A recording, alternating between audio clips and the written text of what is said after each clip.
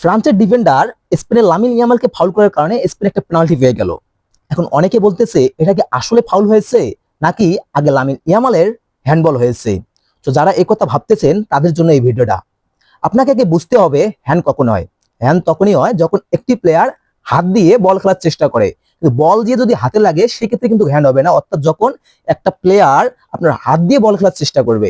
But এখন আপনি এই ভিডিওটা ভালো করে দেখেন, যে দেখেন যখন আপনার ফ্রান্সের ডিফেন্ডার অর্থাৎ লুকাস দিনিয়ে যখন বলটা হেড করে, হেড করার পর বল কিন্তু তার নিয়ন্ত্রণে নেই, ঠিক সেই মুহূর্তে আপনার লামিন ইয়ামাল পেনাল্টি এরিয়ার ভিতরে ঢুকে পড়ে এবং বল তার একদম এলবো মানে আপনার কোনোই ঘেসে আসে।